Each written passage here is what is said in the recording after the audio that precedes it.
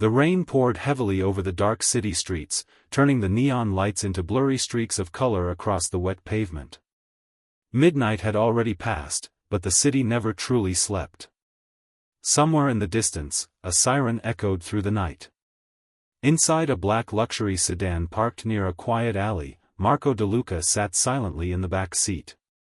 People across the country whispered his name with fear. Some called him a businessman. Others called him a criminal mastermind. But those who truly knew the truth called him something else. A mafia boss. Marco wasn't the kind of man who smiled often.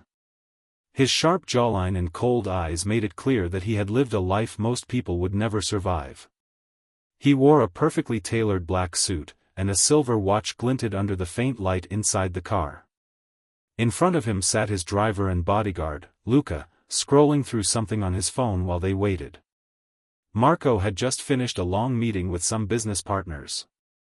Deals had been made, enemies had been warned, and the night should have ended peacefully. But fate had other plans. Marco's phone buzzed. He barely glanced at it at first. Messages came to him constantly, business requests, updates, warnings. None of them ever surprised him anymore. But this one was different. The screen lit up with a simple text message from an unknown number. "He's beating my mama. Please help." Marco frowned slightly. For a moment, he thought it must be a mistake. Then another message appeared. "Please come. I'm scared." Marco's eyes narrowed. He typed slowly.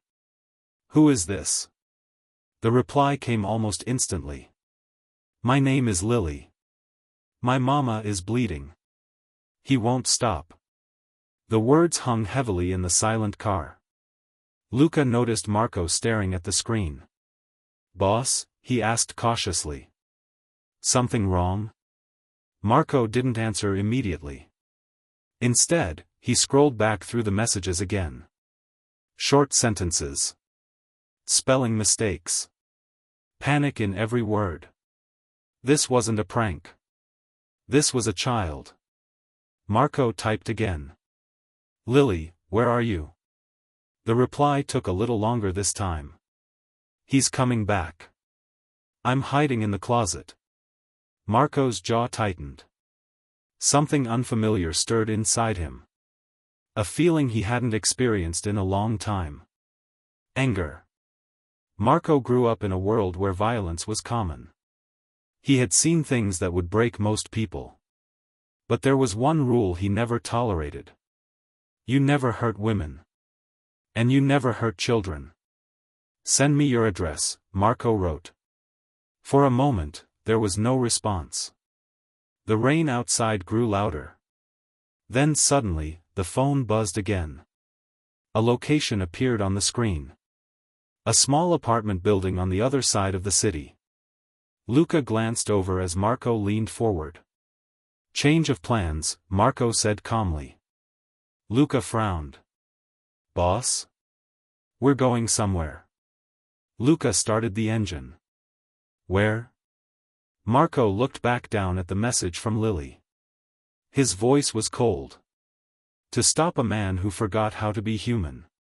The car pulled out into the rain. Across the city, inside a tiny apartment filled with fear, 8-year-old Lily curled into a ball inside a dark closet. Her hands trembled as she held her small phone. Outside the closet door, she could hear shouting. Her mother's voice. Then the crash of something breaking. "Stop. Please," her mother cried. The man's voice roared back with drunken rage. "You think you can talk back to me?" Lily covered her ears. Tears rolled down her cheeks. She had found the phone on the kitchen table earlier. Her mother's old phone barely worked, but it could still send texts. She didn't know who she had messaged. She had just typed the first number she saw in the recent contacts.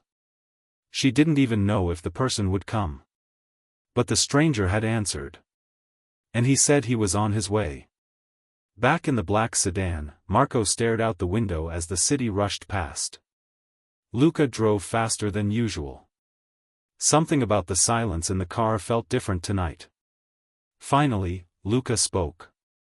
"Boss, you really believe this kid?" Marco didn't look away from the window. "I don't need to believe her."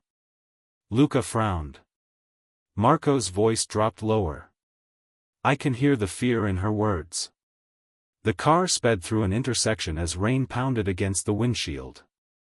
A few minutes later, Marco's phone buzzed again. Another message from Lily. "He's looking for me."